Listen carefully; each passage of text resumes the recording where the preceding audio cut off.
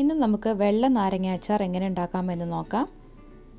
അതിനുവേണ്ടി നാരങ്ങ ഒരു 4 വലുതാണ് ഞാൻ എടുത്തിരിക്കുന്നത്. ചെറുനാരങ്ങയും യൂസ് ചെയ്യാം. അതിൻ്റെ നീരെടുത്തിട്ട് ഞാനൊരു ജ്യൂസ് പ്രിപ്പയർ ചെയ്തിട്ടുണ്ട്. അതിൻ്റെ റെസിപ്പി ഞാനിവിടെ കൊടുക്കാം.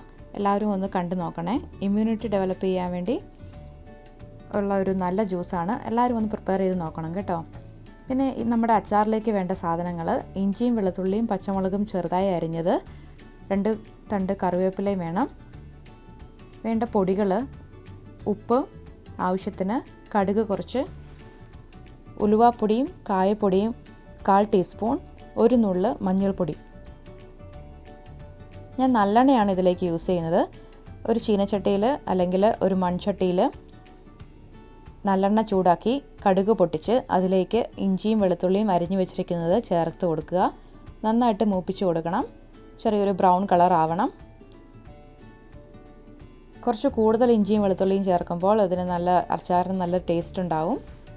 പിന്നെ നമ്മൾ വേറെ മുളക് പൊടിയൊന്നും ചേർക്കുന്നില്ല ഈ അച്ചാറിൽ. അതുകൊണ്ട് പച്ചമുളക് എരിവിന് ആവശ്യത്തിന് കുറച്ച് കൂടുതൽ ചേർക്കാം.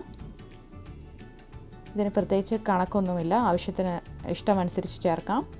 കറിവേപ്പിലയും ചേർത്ത് കൊടുക്കുക. എല്ലാം കൂടെ നന്നായിട്ട് വഴറ്റി 1 നുള്ള് മഞ്ഞൾപ്പൊടിയും ചേർത്ത് മൂപ്പിച്ചെടുക്കുക. അതിലേക്ക് 1 കപ്പ് ചൂടുവെള്ളം ചേർത്തിട്ട് 1 ടേബിൾ സ്പൂൺ വിനാഗിരിയും ചേർത്ത് കൊടുക്കണം. എല്ലാം കൂടെ നന്നായിട്ട് തിളപ്പിക്കണം.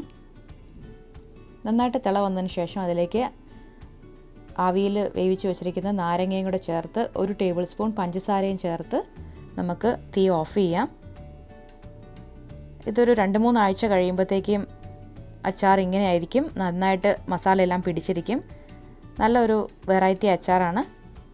എല്ലാവരും ഒന്ന് ട്രൈ ചെയ്ത് നോക്കണേ. Thank you for watching.